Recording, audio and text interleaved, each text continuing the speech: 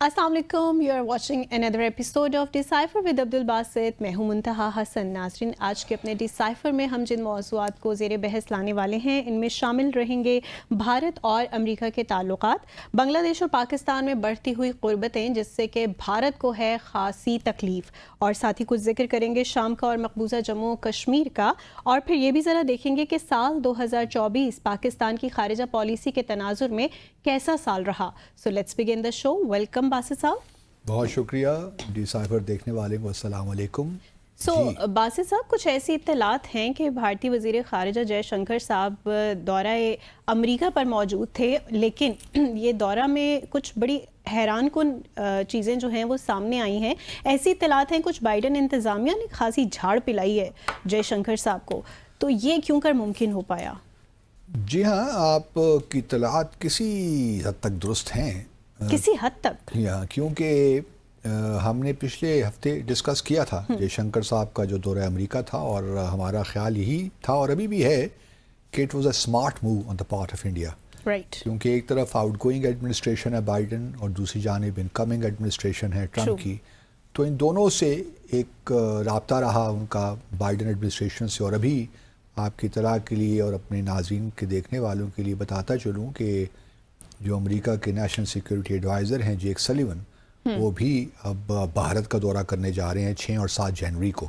تو یہ بالکل آخری دن ہے بائیڈن ایڈمنسٹریشن کے، لیکن اس سے یہ معلوم ہوتا ہے کہ امریکہ اور بھارت کے تعلقات کتنے اہم ہیں ایک دوسرے دونوں ممالک کے لیے، اور کس نہج پہ جا رہے ہیں. جو پالیسی پیراڈائم ہے یہ تو شفٹ ہو رہا ہے نا، لیکن بالکل. اور ایسے سینسٹیو وقت کا چناؤ، اس کو آپ کس طرح سے دیکھ رہے ہیں؟ اس میں دیکھیں 2-3 ہم پہلے تو ہم نے تفصیلاً گفتگو کر لی تھی، لیکن آج میں چاہتا ہوں صرف ایک خاص موضوع پہ بات کروں. کیونکہ جے شنکر صاحب کا جو دورہ تھا اس کا ایک بنیادی، بہت سے اور ہی مقاصد تھے، لیکن ایک بنیادی مقصد یہ بھی تھا کہ کسی طور انتظامیہ، جو بائیڈن انتظامیہ، ان کو یہ کنونس کر سکیں یا پرسویڈ کریں کہ جو آپ نے ہمارے خلاف کیسز شروع کر رکھے ہیں خالستان کے جو سپورٹرز ہیں، ان کے پریشر میں آ کر، ایک تو آپ کو یاد ہوگا کہ کیا نام ہے ان کا، گرپت ون سنگھ پنن، ان کو قتل کرنے کا منصوبہ بنایا تھا. پھر اجیت ڈوول صاحب کے خلاف وارنٹ بھی نکلے ہوئے تھے، نیو یارک کورٹ نے نکالے. پھر امت شاہ کا بھی نام لیا گیا اس میں،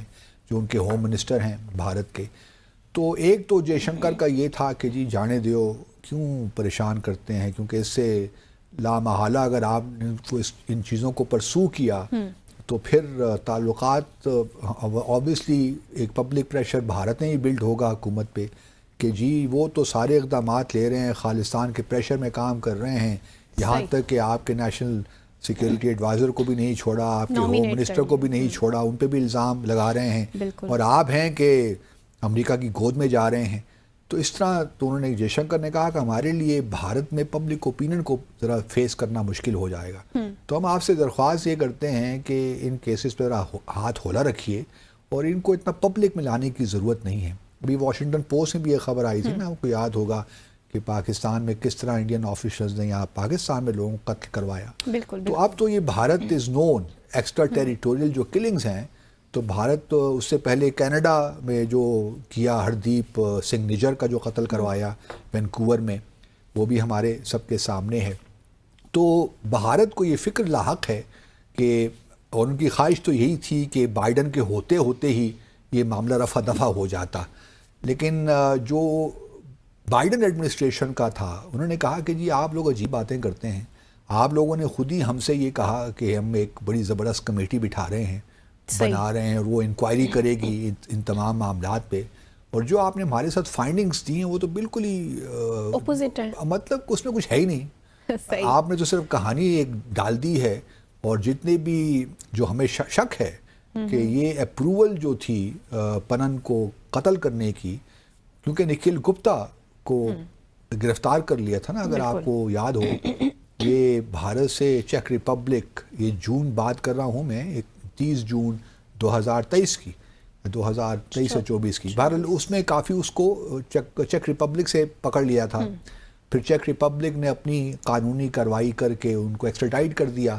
تو نکھل گپتا نے تو سب کچھ بتا دیا کہ مجھے کہاں سے یہ، کیونکہ وہ بزنس مین ہے، لیکن وہ یہ بھی کام کرتا ہے بزنس کی آڑ میں. تو پہلے تو جے شنکر صاحب کی یہ خواہش تھی کہ کسی طور جو ہے بائیڈن ایڈمنسٹریشن اس معاملے کو رفع دفع کرے، لیکن اب معاملہ کورٹ تک پہنچ گیا ہے، اب بہت مشکل ہے، اور جو پورا ایک سکھ فار جسٹس جو ایک گروپ ہے پوری دنیا کا، وہ بڑا ایکٹیو ہے، وہ خالستان کو جہاں سپورٹ کرتے ہیں، وہ سکھ کے جہاں جہاں بھی انٹرسٹ ہیں ان کو بھی پروٹیکٹ کرتے ہیں۔ اسی طرح جے شنکر صاحب نے یہ معاملہ بھی اٹھایا، خاص طور پہ بائیڈن صاحب کے ساتھ بھی، اور پھر جو ٹرمپ کے جو نیشنل سیکیورٹی ایڈوائزر ہوں گے مائیکل والٹز، ان کے ساتھ بھی یہ معاملہ اٹھایا کہ دیکھیے جسٹن ٹروڈو نے بڑی زیادتی کی ہے ہمارے ساتھ۔ ایک تو یہ ہے کہ خالستان کی جو لوگ ہیں، خالستانی جنہیں وہ کہتے ہیں، ایک تو ان کو وہ سپورٹ کرتے ہیں کینیڈا میں، اور یاد رہے کہ کینیڈا میں سکھوں کی سب سے بڑی تعداد ہے بھارت کے بعد، باہر جتنے سکھ رہتے ہیں ان میں سب سے زیادہ سکھ کینیڈا میں رہتے ہیں۔ تو ان کا ماننا یہ کہنا تھا کہ جی کچھ تھوڑا بہت جسٹن ٹروڈو کو بھی آپ سمجھائیے ٹرمپ صاحب، کیونکہ ٹرمپ صاحب نے تو پہلے ہی ٹروڈو سے کہہ دیا ہے کہ کینیڈا کو ہم 51st اسٹیٹ بناتے ہیں اپنی، اور ان کو وہ گورنر کہہ کے مخاطب بھی ہوتے ہیں۔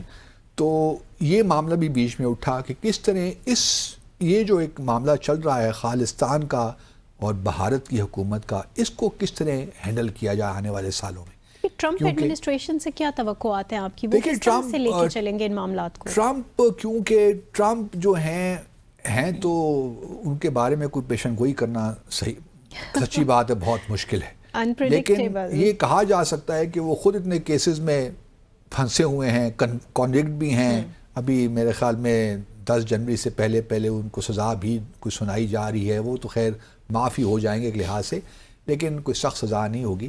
لیکن ٹرمپ تو ان معاملات میں کوئی اتنے زیادہ سیریس نہیں ہے نا، تو وہ شاید بھارت کو اوبلائج کر بھی دیں کہ چلیے جی ہم یہ جو نکھل گپتا کی کہانی ہے یا جو پنن کی کہانی ہے اس کو اس طرح سپورٹ نہیں کرتے، لیکن دوسری طرف یہ بھی یاد رہے کہ انڈین کمیونٹی نے بائی اینڈ لارج ٹرمپ کو سپورٹ کیا، اور یہ بھی انوکھی بات ہے کہ پاکستانی کمیونٹی نے بھی ٹرمپ کو سپورٹ کیا میں زیادہ تر کی بات کر رہا ہوں۔ تو کافی کچھ ابھی ہونے والا ہے اگلے 4 سالوں میں، اس وجہ سے ٹرمپ ابھی کوئی فیصلہ تو نہیں کر سکتے نا، جب تک 20 جنوری کو حکومت پہ آئیں گے تبھی وہ کوئی فیصلہ کر پائیں گے، لیکن لگتا کچھ یہ ہے کہ جو انکمنگ ایڈمنسٹریشن ہے وہ شاید زیادہ امینیبل ہو، ریسیپٹیو ہو، لیکن وہ ریسیپٹیو تب ہوگی جب ٹیرفز کا جو معاملہ ہے نا وہ ٹھیک ہوگا، کیونکہ ٹرمپ کا کمال یہ ضرور ہے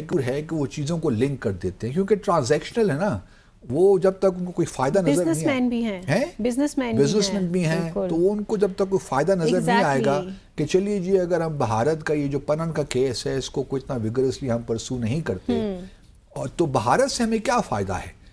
کیا بھارت ہم سے زیادہ امپورٹ کر رہا ہے کوئی ڈیفنس اکوپمنٹ جو ہے، کیونکہ F-35 بھی لینے کا بھارت سوچ رہا ہے، جو ہم لے رہے ہیں C-35 چائنا سے، تو اس کو کاؤنٹر کرنے کے لیے بھارت اسٹیلتھ ٹیکنالوجی لینا چاہ رہا ہے، تو کیا بھارت ہم سے کچھ اور زیادہ ڈرونز لے گا، کچھ اور ہم سے چیزیں خریدے گا، کچھ ہمیں یہاں پہ کچھ انویسٹ کرے گا بھارت امریکہ میں؟ سر تائیوان دیکھیے کر رہا ہے، بائیڈن کے پریشر میں بھی آپ کہہ لیجئے کہ انہوں نے سیمی کنڈکٹرز کی پوری فیکٹری لگا دی، اربوں روپے اس پہ انویسٹ کیے امریکہ میں۔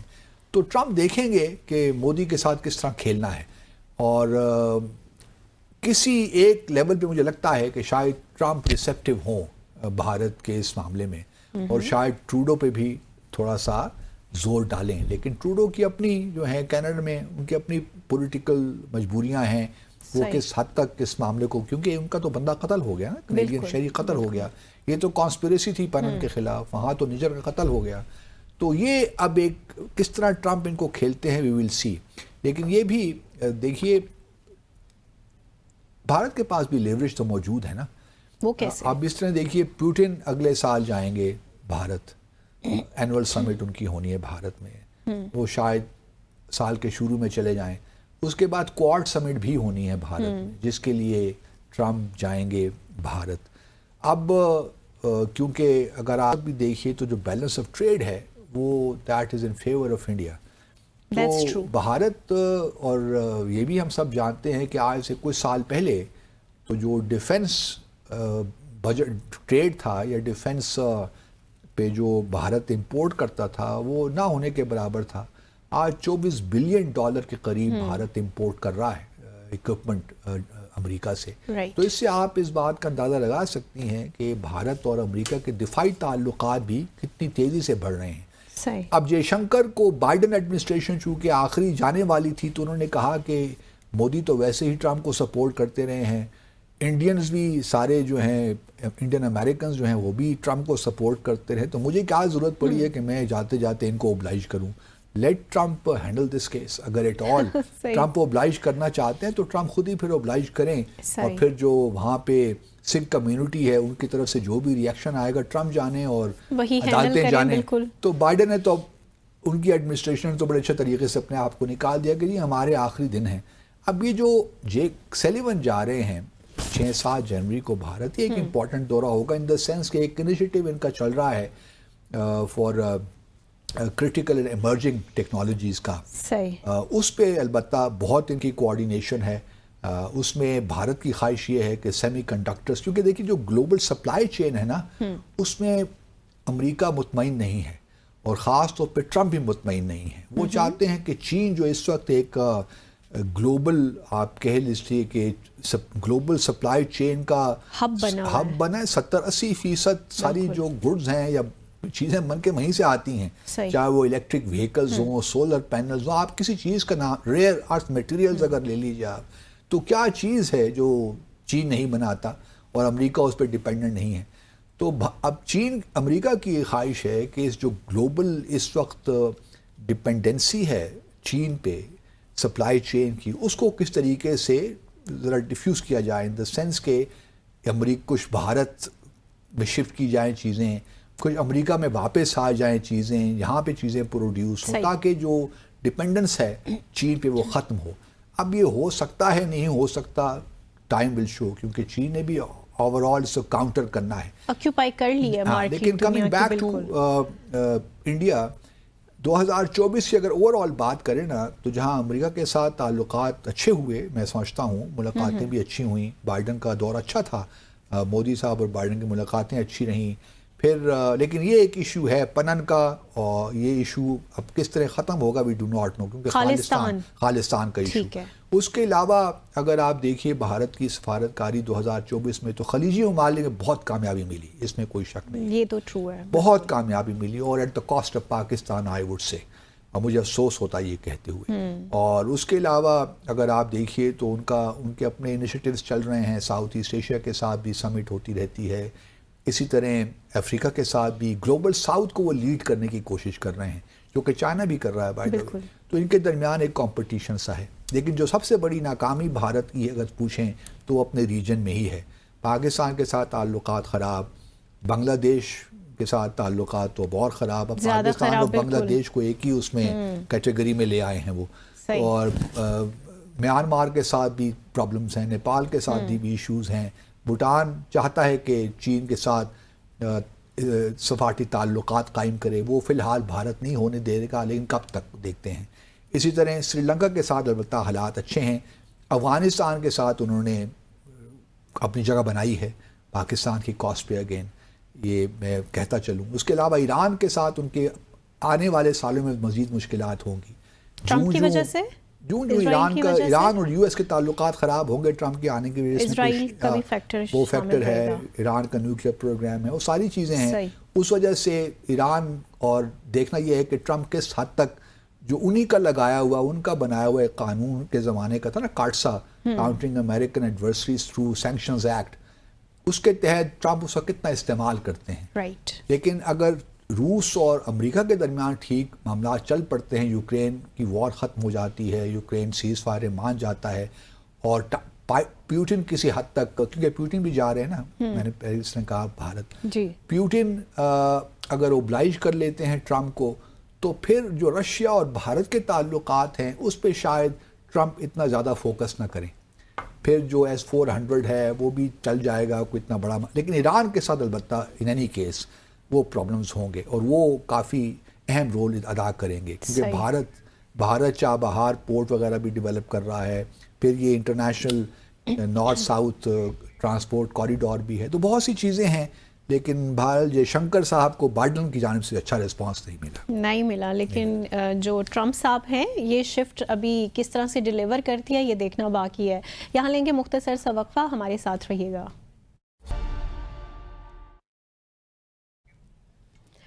بریک کے بعد خوش آمدید. تو باسط صاحب مجھے بتائیں ذرا، اسحاق ڈار صاحب اتنے معصوم شخصیت ہیں، آپ کیوں ان سے بار بار ناراض ہو جاتے ہیں؟ ایسی کیا بات کہہ ڈالتے ہیں؟ معصوم کا لفظ ان کے لیے کیوں استعمال کیا؟ مجھے تو بہت معصوم لگتے ہیں. خواجہ آصف صاحب، اسحاق ڈار صاحب، سارے معصوم ہیں، مان لیتے ہیں. آپ کی بات تو میں نہیں تو رد کر سکتا اس کو، لیکن معصومیت اپنی جگہ پہ. لیکن جب وزیر خارجہ اور نائب وزیر اعظم ہو تو بندے کو اتنا معصوم نہیں ہونا چاہیے. یہ تو پھر ڈبل معصومیت ہے نا؟ ڈبل معصومیت ہے، دو عہدے ہیں ان کے پاس، تو ڈبل معصومیت. تو اور پاکستان کے تو ڈبل وہمی، ڈبل جیپرڈی ہو گئی ہے پاکستان کے. اللہ خیر کرے. نہیں، میں بحیثیت میں ان کی بڑی عزت کرتا ہوں، بحیثیت انسان. باقی جو چیزیں ہیں ان کو تو میں ڈسکس کرنا میرا فرض بنتا ہے. جب اس پروگرام میں بیٹھے ہیں تو اسی چیزوں کے لیے بیٹھے ہیں نا. میں ان کی تعریف کرنے کے لیے تو نہیں بیٹھا. جو اچھا کام کریں گے تو تعریف بھی کریں گے، ایسی کوئی بات نہیں ہے. لیکن اب دیکھیے نا، 2-3 روز پہلے وہ ایک پریس کانفرنس کر رہے تھے، اپنی حکومت کی جو ہے کامیابیاں گنوا رہے تھے، کارکردگی پہ بات چیت کر رہے تھے. اور جب بنگلہ دیش کا ذکر آیا تو انہوں نے ایک فارمولیشن استعمال کی جس سے مجھے سخت اختلاف ہے. وہ کیا؟ کیونکہ یہ وہی چیزیں ہیں جو ہم نے وزب افغانستان بھی استعمال کیں اور ہمیں بہت نقصان اٹھانا پڑا. انہوں نے بنگلہ دیش کا ذکر کرتے ہوئے کہا کہ جی ہم بنگلہ دیش کی ہر طرح مدد کرنے کے لیے تیار ہیں. یہ جو مدد کرنے کے لیے تیار ہے نا، بڑا کانڈیسینڈنگ سمجھا جاتا ہے ڈپلومیسی میں. کہ آپ سے ہم نے کوئی مدد مانگی ہے؟ پہلے تو یہ بتائیے کیا مدد کرنے کے لیے تیار ہیں؟ ہم نے کون سی آپ سے مدد مانگی ہے؟ ہم آپ سے بھی بہت آگے ہیں، ہماری جی ڈی پی سب کچھ ہم بہت بہتر ہیں بھی آپ سے، ہماری پر کیپٹل انکم بھی آپ سے اچھی ہے. ہم نے تو کوئی آپ سے مدد نہیں مانگی کہ آپ یہ ہمیں کہہ رہے ہیں کہ مدد مانگی. جو بھی مدد مانگیں گے ہم ہر قسم کی مدد کرنے کے لیے تیار ہیں. اسی چیز کو اچھے الفاظ میں بھی کہا جا سکتا تھا کہ both Pakistan is willing to work with Bangladesh to promote, our relations in our mutual interest. یہ باتیں ہوتی ہیں جو کرنے کی ہوتی ہیں ایک جنرلائز طریقے میں. So who is the script writer behind that? مجھے نہیں معلوم کہ جس نے بھی لکھ کے دیا ہے یا آف دا کف ان کی زبان سے نکل گیا، لیکن وہ لکھی ہوئی چیز پڑھ رہے تھے. ممکن جس نے بھی لکھ کے دیا ان کو بھی تھوڑا سمجھنا چاہیے کہ یہ بنگلہ دیش جو ہے نا بڑے غیرت مند لوگ ہیں. انہوں نے پاکستان بنانے میں جو کردار انہوں نے ادا کیا ہے، آج کے پاکستان میں جو لوگ رہتے ہیں انہوں نے نہیں کیا. اور مسلم لیگ کا قیام بھی 1906 میں وہیں ہوا، ڈھاکہ میں ہی ہوا. تو بنگلہ دیش کے معاملے میں تھوڑی احتیاط سے کام لیں. کوئی یہ جو ہے نا جس قسم کی زبان آپ استعمال کرتے ہیں کسی طور بھی مناسب نہیں ہے. اب بنگلہ دیش کا ذکر خیر ہو ہی رہا ہے، تھوڑا بہت میں پاکستان کا پہلے ذکر کر دوں. پاکستان کا 2024 کیسے رہا؟ پاکستان کا دیکھیے، اگر آپ اپنے ریجن میں دیکھیے تو بھارت کے ساتھ تعلقات کی وہی نوعیت. بدقسمتی سے ایران کے ساتھ، جس طرح ہم نے کل بھی ذکر کیا تھا، جنوری کے مہینے میں ایران نے میزائل اور ڈرونز ہم پہ پھینکے، پھر ہم نے بھی جواب دیا. اس کے بعد افغانستان تو بالکل ہی آپ بھول جائیے، فارن پالیسی سے بالکل جس طریقے سے ہم نے افغانستان کو ہینڈل کیا، مجھے شرم آتی ہے سچی بات ہے کہ یہ ہوتی ہے سفارت کاری. کل بھی بیٹھے بیان دے رہے تھے افغانستان سے متعلق، پتہ نہیں کیا ہمیں ہے، ایک مرض ہے کہ ہم بس باتیں کر لیں، تھریٹس دے دیں.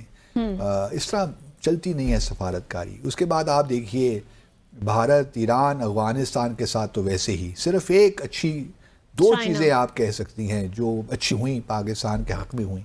ایک تو بنگلہ دیش، اس میں ہمارا کوئی کمال نہیں ہے، لیکن 5 اگست 2024 کو جو کچھ بنگلہ دیش میں ڈھاکہ میں اسٹوڈنٹ ریولوشن آیا، اس کے بعد تعلقات بڑھنے شروع ہوئے، تو وہ اچھی بات ہے. اور میں سمجھتا ہوں نیچرلی پاکستان اور بنگلہ دیش کے ریلیشنز پہ ایک پازیٹیو امپیکٹ آیا. اور وہ اب مجھے اس بات کی بھی خوشی ہے اور میں اپریشیٹ کرنا چاہتا ہوں کہ کم از کم وہ یوفوریا اس طرح کریٹ نہیں کیا تھا جو 15 اگست 2021 کو ہم نے افغانستان کے معاملے میں دیکھا تھا. صحیح ٹھیک ہے، ہمیں یہاں بہت خوشی بھی تھی، ہمیں بڑا اطمینان بھی تھا کہ اب معاملات آگے بڑھیں گے، تو اچھے ٹھیک طریقے سے ہم آگے بڑھ رہے ہیں.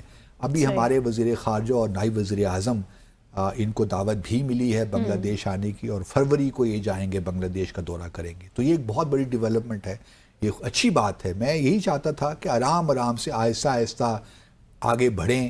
کوئی اتنا ایکسائٹمنٹ شو کرنے کی بھی ضرورت نہیں ہے، اور اس کو یہ بھی ضرورت نہیں ہے کہ آپ اس کو اپنے تعلقات کو بنگلہ دیش کے ساتھ بھارت کے لینس سے آپ دیکھیے.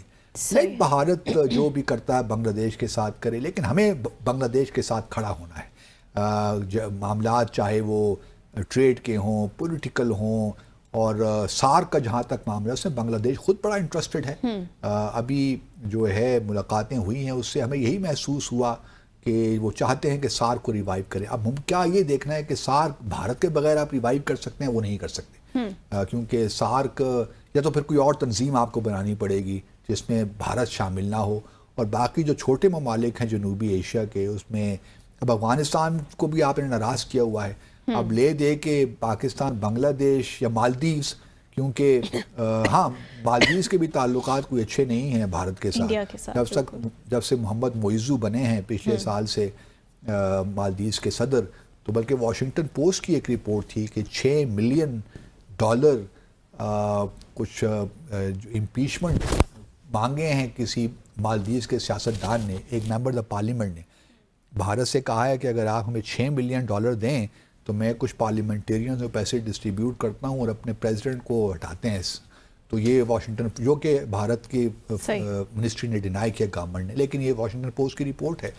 تو کمنگ بیک ٹو پاکستان، تو پاکستان کے لیے بنگلہ دیش ہمارے لیے ہے تو بڑا امپورٹنٹ، لیکن ہمیں یہی کرنا ہے کہ آہستہ آہستہ آگے بڑھنا ہے اور اپنے تعلقات کو دیکھنا. تجارت خاص طور پہ ہم کس طرح بڑھا سکتے ہیں، کیا ہم کوآرڈینیشن، اکنامک کوآرڈینیشن، کولیبوریشن کس طرح ہو سکتی ہے، یہ چیزیں جس پہ ہم نے غور کرنا ہے. اوور آل اگر آپ دیکھیے تو بنگلہ دیش ایک اور بھارت کا ایک اور معاملہ بڑا اٹکا ہوا ہے، اور وہ ہے شیخ حسینہ کی ایکسٹریڈیشن کا.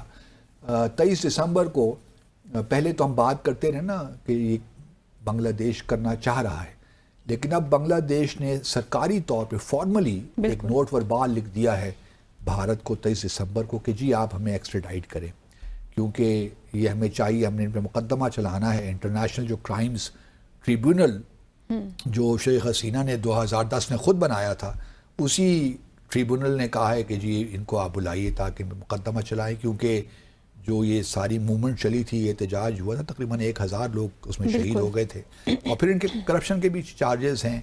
تو اب وہ بھارت ابھی کوئی فارمل رپلائی نہیں کیا. بنگلہ دیش کی حکومت کا یہ کہنا ہے کہ ہم کچھ عرصہ انتظار کریں گے، دیکھیں گے کہ بھارت کیا جواب دیتا ہے یا نہیں دیتا. اگر نہیں دیتا تو پھر ہم ریمائنڈ کروائیں گے بھارت کو. لیکن بھارت اس وقت سے بیٹھے گا، وہ جلد جواب نہیں دے گا.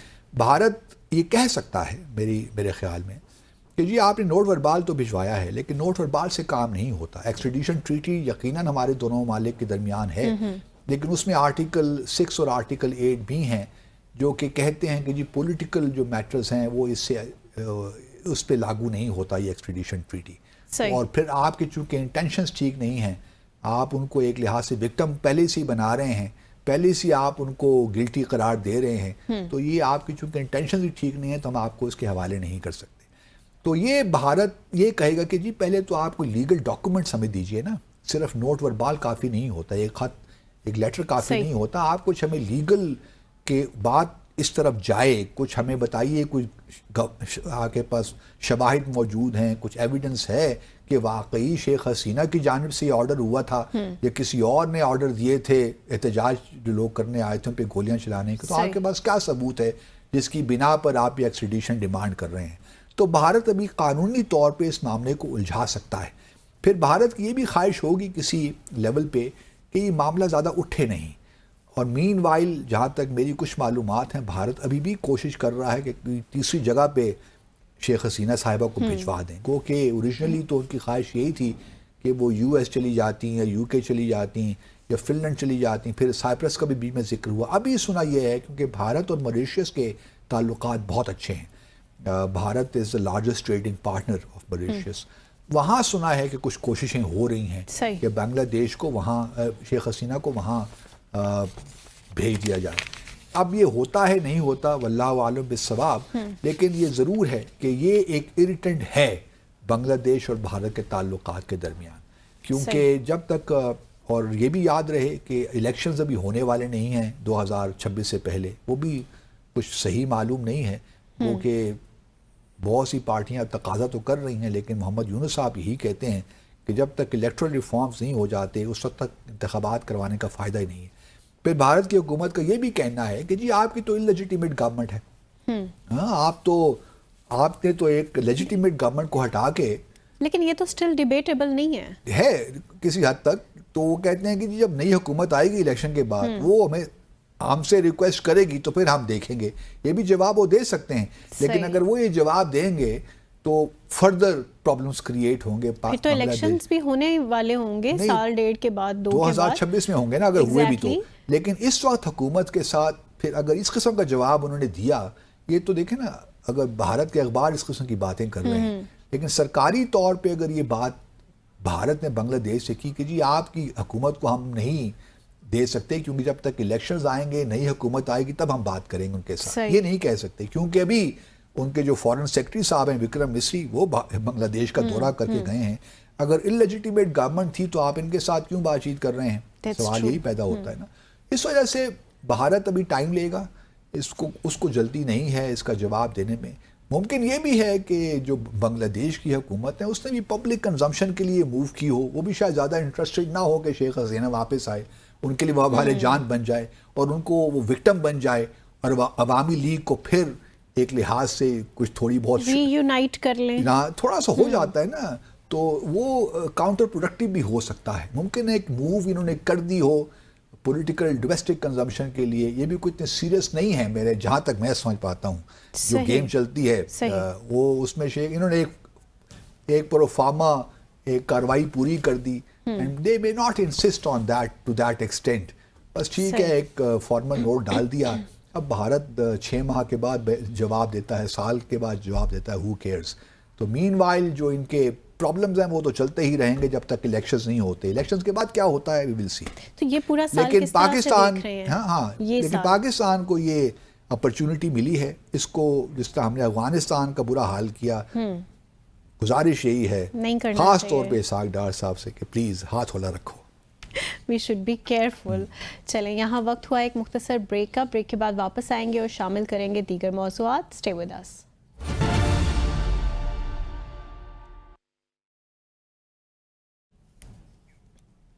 بریک کے بعد خوش آمدید. باسط صاحب میں بہت حیران بھی ہوں اور پریشان بھی کچھ ٹرانسفارمیشنز کو دیکھ کے. آپ پریشان کیوں ہیں محترمہ؟ مجھے یہ تو بتائیں کہ یہ جو احمد الشرا ہیں یہ ہیں کون آخر کار؟ احمد الشرا ابو محمد الجوانی بھی ہیں، احمد الشرا بھی ہیں، یہ کیا نہیں ہیں، سب کچھ ایگزیکٹلی. یہ ایک معمہ ہے ہم سب کے لیے کہ ہیں کیا. سفر شروع کہاں سے کس طرح کیا اور اختتام پذیر کیسے ہوا؟ اسلامی خلافت بناتے بناتے تو انہوں سوٹ بوٹ پہن لیا، شام کی جو ہیں جو راتیں ہیں ان کو رنگین کر دیا ہے. شراب خانے کھل گئے ہیں. دیکھیں تو ذرا لوگ دیکھیے نا، اب ٹائی باندھ دی، نیک ٹائی، سوٹ شوٹ پہن لیا انہوں نے. تو مجھے تو پہلے دن سے ہی خدشہ تھا اور ہم نے ڈیسائفر میں ڈسکس بھی کیا تھا کہ اب اسرائیل وغیرہ بہت خوش ہیں. اور دیکھیے نا یہی ہے معاملہ کہ ایک طرف افغانستان ہے، وہاں طالبان سے آپ لاکھ اختلافات کریں، ٹھیک ہے، ان کا جو کھڑکیاں بھی بند کروا دیں گھروں کی، ان کی جو اسلامک انٹرپریٹیشن ہے ہمیں اس سے اختلاف ہو سکتا ہے، لیکن ایسا بھی نہیں ہے کہ وہ بالکل ہی جو ہے حکومت میں آنے کے بعد انہوں نے اپنا نقطہ نظر تبدیل کر دیا. ان کا پہلے بھی یہی نقطہ نظر تھا اور آج بھی یہی ہے. تو یہ جو گھروں میں کنسٹرکشن پہ کھڑکیاں بند کروا اس سے اختلاف کر سکتی ہیں، میں یہ نہیں کہتا. آپ کیا اس پہ کمنٹ کریں گے؟ میں چونکہ اسلامک اسکالر نہیں ہوں، لیکن پرانے زمانوں میں ہمیں یاد ہے کہ جب گھر بنتے تھے تو اس میں کوشش ہمسائے نوٹ کرتے تھے کہ آپ کھڑکیاں کس طرف رکھ رہے ہیں، اور وہ آپ سے آ کر تقاضا بھی کرتے تھے کہ کائنڈلی یہاں پہ کھڑکیاں مت رکھیں کیونکہ یہاں ہمارے گھر کی خواتین ہوتی ہیں. تو ایک ٹریڈیشن تو یہ ہے. اس میں ہمارے اپنے پشاور میں یا جن مطلب جو ہمارے اپنے معاشرے میں چیزیں تھیں، تو کوئی نئی بات نہیں ہے. تو یہ کوئی انوکھی بات طالبان نے نہیں کی، گو کہ آج کے ماحول میں شاید ہم اس سے اتفاق نہ کریں، لیکن جو ٹریڈیشنز ہیں انہوں نے اگر ان کو رکھا ہے تو ٹھیک ہے، ان کی مرضی، ہمارا ان کا انٹرنل معاملہ ہے نا، ہم اس میں کیوں بولیں. And the representation of women in their society, وہ that's تو also اس پہ تو ہم پہلے بھی internal. گفتگو کر چکے ہیں کہ اسلام میں اس کی کوئی گنجائش نہیں ہے کہ آپ خواتین کو تعلیم کے زیور سے آراستہ نہ کریں یا آپ ان کو کام نہ کرنے دیں. اس پہ تو کوئی دو آرائے ہے ہی نہیں. وہ ان کا ایکسٹریم ویو پوائنٹ ہے جسے کم از کم میں ایگری نہیں کرتا. یہ کون سا ویو پوائنٹ ہے؟ یہ ویو پوائنٹ تو بالکل انوکھا سا ہے نا، کیونکہ دیکھیے یہ وہی ویو پوائنٹ ہے. لوگ کہتے ہیں کہ جی ISL، خراسان، جیش، یہ سارے اسلامی کیلیفٹ بنانا چاہتے ہیں، یہ ہے وہ ہے، اسلامی ریاست کا قیام ہونا. اسلامی ریاست تو دیکھیے نا، اسی لیے آپ دیکھیے کہ جو ہی انہوں نے اقتدار سنبھالا دماسکس میں تو کیا امریکہ کا ڈیلیگیشن پہنچ گیا، جارڈن سے ڈیلیگیشن آ گیا، گولان ہائٹس پہ آپ کے نیتن یاہو پہنچ گئے. مطلب گولان ہائٹس سارا قبضہ انہوں نے کر لیا، اس سے بیانڈ بفر زون قبضہ کر لیا. اچھا، اس کے علاوہ کل جرمن اور فرانس کے سفیر بھی وہاں، فارن منسٹری وہاں پہنچ گئے، اور وہ مطلب بڑا دیکھنے والا سین تھا اور حیرت ہوتی. اور پھر شام کے صدر جو ہیں، شام کے جو وزیر خارجہ ہیں، وہ کل سعودی عرب بھی پہنچ گئے، وہاں بھی بہت انویسٹمنٹ کی باتیں ہو رہی ہیں. تو پورا دیکھیے معاملہ صاف سامنے آ گیا ہے کہ پورا مڈل ایسٹ ٹرانسفارمیشن کی طرف جا رہا ہے. بالکل اب اسرائیل کے قبضے میں آ گیا جی. میں تو یہاں تک کہوں گا امریکہ اور اسرائیل نے بہت بڑی بات ہے باسط صاحب، بالکل اس میں تو کسی کو شک ہونا نہیں چاہیے. دوسری طرف دیکھیے نا، ایک اور بڑا انٹرسٹنگ قصہ ہو گیا. ویسٹ بینک میں PLO نے جو ہے اتھارٹی جو ہے، انہوں نے الجزیرہ پابندی لگا دی. مطلب یہ پہلے اسرائیل نے لگائی ادھر اپنا غزہ وغیرہ میں، ان علاقوں میں، یا اسرائیل کے اندر بھی، اب ویسٹ بینک پہ لگا دی انہوں نے. تو یہ کیا اشارہ کر رہے ہیں کہ PLO بھی اب ان کے ہاتھوں میں کھیل گئی ہے. اب حماس چونکہ ملیٹریلی ختم ہو گئی ہے تو PLO کو ہی موقع ملا ہے. ان کو یہ نہیں معلوم کہ اس سے اور ان کے خلاف جو پبلک نفرت ہے وہ بڑھے گی، اور ان کی اور جو اتھارٹی ہے اس میں کمزوری پیدا ہوگی. تو ساری یہ جو قوتیں ہیں اس وقت، اس کو آپ دیکھیے لبرلزم کہہ لیجئے، نیو لبرلزم کہہ لیجئے، جو بھی نام دے دیجئے، جب تک آپ اس کی ویلیوز کو ان کے ساتھ کھڑے ہوتے ہیں تو سب کچھ اچھا ہی اچھا ہے. اب یہاں پہ کوئی ڈیموکریسی نہیں ہے. سیریا میں بھی الیکشنز تو نہیں ہونے نا. انہوں نے 3-4 سال کا عرصہ مانگا ہے کہ ہم کانسٹیٹیوشن بنائیں گے، یہ کریں گے، اس کے بعد پھر ہم دیکھیں گے. بات کر رہے ہیں کہ سب انکلوسیو ہے، سب چیزیں ٹھیک ہیں، حالانکہ یہاں ابھی بھی سیریا میں کچھ علاقوں میں جہاں پہ الوائٹس ہیں وہاں پہ جھڑپیں بھی ہو رہی ہیں. پوری طرح علاقہ جو ہے سیریا کی حکومت کے کنٹرول میں نہیں ہے.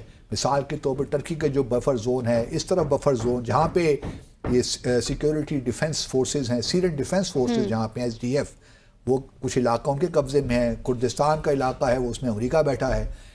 ان کے پاس ابھی جو انٹرنیشنل لا کے تحت جو چیزیں ہونی چاہیے کسی حکومت کو تسلیم کرنے کے لیے، وہ بھی پوری نہیں ہیں. ان کو تسلیم کرنے کی آگے بات بڑھ رہی ہے. اب طالبان جو کہ پورا کنٹرول رکھتے ہیں، صحیح، ان کو تسلیم نہیں کرتے، کیونکہ ان کا جو وہ they do not agree with them، جو ان کا ویو پوائنٹ ہے، مائنڈ سیٹ ہے. بالکل گو کہ طالبان بھی بڑے شاطر سے ہیں، ان کو سفارتکاری تو آتی ہے نا. دیکھیے انہوں نے بھی انہوں نے اپنے آپشنز کھلے رکھے ہوئے ہیں. ہندوستان بھارت کے ساتھ بھی ہاپ ناپ کر رہے ہیں، رشیا کے ساتھ بھی، چائنا کے ساتھ بھی. پاکستان سے انہوں نے جھڑپ لے لی ہے، پاکستان کو تنگ کر رہے ہیں، کچھ ہم تنگ کر رہے ہیں، کچھ وہ تنگ کر رہے ہیں. اسی طرح ایران کے ساتھ بھی ان کے بھی معاملات اس طرح طے نہیں پائے.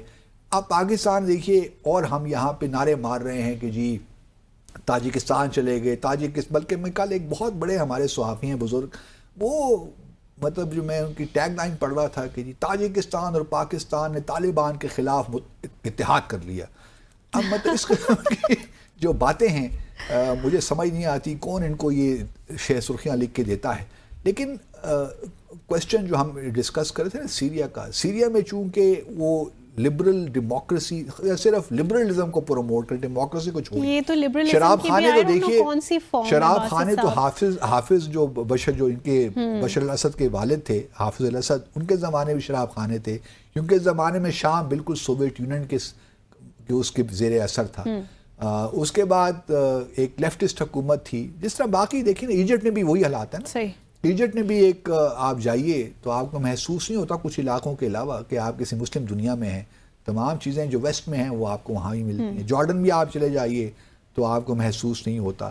لیبنان وہ بھی اب اسی راہ پہ چل پڑے کیونکہ حزب اللہ اب کمزور ہو گیا ہے تو اب سیاسی اعتبار سے بھی حزب اللہ کمزور ہو جائے گا. لیبنان کو بھی آپ دیکھیں گے کہ وہ بھی اسی جانب چل جائے گا. تو جو اسرائیل کے امیڈیٹ نیبرز ہیں لیبنان، جارڈن اور سیریا، یہ تو بالکل اب اسرائیل کے اس میں ہیں، لیکن اس کا ہرگز یہ مطلب نہیں ہے کہ فلسطین کا معاملہ ختم ہو گیا ہے. بہرحال 7 سے 8 ملین لوگ جو ابھی بھی اسرائیل میں رہتے ہیں، بہت کوشش کر رہا ہے اسرائیل کہ کم از کم غزہ میں، لیکن ابھی تک غزہ میں بمباریاں ہو رہی ہیں، ہر روز 40 سے 50 لوگ وہاں شہید ہو رہے ہیں. تو ان کا لانگ ٹرم آبجیکٹو تو یہی ہے نا کہ غزہ سے کسی طور پہ فلسطینیوں کو اگر پورے غزہ سے نہیں نکال سکتے تو کم از کم جو شمالی غزہ ہے وہاں سے نکال کر ان کی نقل مکانی کر کے جنوبی غزہ کی طرف کر دیں. اب یہ ممکن ہے نہیں ممکن، لیکن اسرائیل تو اس وقت ایک بالکل جو ہے نا سر توڑ کاوشیں اپنی کوششیں کر رہا ہے کہ ٹرمپ کے آنے سے پہلے. اب ٹرمپ کا کیا، ٹرمپ آبویسلی بہت پریشر بلڈ کرے گا ایران پہ، بہت پریشر بلڈ کرے گا سعودی عرب پہ کہ اسرائیل کے ساتھ تعلقات کو ٹھیک کریں، بنائیں. پاکستان بھی پریشر بلڈ ہوگا. لیکن اس وقت جو شام ہے نا، سیریا کے ساتھ کیا کریں گے؟ سیریا کے ساتھ ایونچولی دیکھیں نا یورپ اپنے طور پہ اپنے آپ کو پوزیشن کر رہا ہے کیونکہ اس وقت جرمنی میں تقریباً 10 لاکھ سیرین ریفیوجیز موجود ہیں. وہ یہ چاہتے ہیں کہ جو یورپ میں ناروے وغیرہ میں بھی ادھر ہی بہت ہیں کہ ان کو واپس سیریا بھجوائیں. اب سیریا میں جو سعودی عرب کا کیا کردار ہوگا وی ول سی، ایجپٹ کا کیا کردار ہوگا that will be important. Egypt سے میں توقع نہیں رکھتا، لیکن سعودی عرب، قطر، یہ جو ممالک ہیں یا you a E for that matter, جو بالکل اسرائیل کی آپ کہہ سکتی ہیں کہ ان کی خلیجی ممالک میں سب سے جو اہم ملک ہے اسرائیل کے لیے یو اے ای ہے اس خلیج کے علاقے میں. تو ان کو بھی استعمال کریں گے، انویسٹمنٹس لائیں گے، انفراسٹرکچر بلڈ کریں گے. ترکی بہت امپورٹنٹ رول پلے کرنے جا رہا ہے. تو معاملہ کوئی ایسا گڑبڑ ہے، لیکن سلوٹ ہے احمد الشرا کو کہ جس طریقے سے انہوں نے اپنے آپ کو پریزنٹ کیا ہے. ان کی ٹرانسفارمیشنز کو کچھ نام تو دیں. ٹرانسفارمیشن نہیں ہے، صرف کپڑے پہلے بدلے ہوئے تھے، فٹیگ پہنی ہوئی تھی، اب انہوں نے شخص وہی ہے، کوئی ذہنی ٹرانسفارمیشن نہیں ہوئی. لیکن ریپریزنٹیشن اگر آپ کی بدلتی ہے فزیکل، وہ پہلی جو تھی نا وہ بھی ایک آپ کہہ لیے ایک بہروپ تھا. بہروپ ٹرانسفارمیشن نہیں ہوتی، تو کوئی ٹرانسفارمیشن نہیں ہوئی، وہ ایک بہروپ تھا جو اب وہ بہروپ انہوں نے اتار دیا ہے اور وہ کھل کے سامنے آ گئے کہ وہ کس کو، کن کے انٹرسٹ کو ریپرزینٹ کر رہے ہیں. صحیح. چلیں اسی کے ساتھ آج کے ڈسائفر ود عبدالباسط کا وقت یہاں اختتام پذیر ہوا چاہتا ہے. اپنے ناظرین سے ملاقات ہوگی اب انشاءاللہ next week. Till then be happy, take care, اللہ حافظ.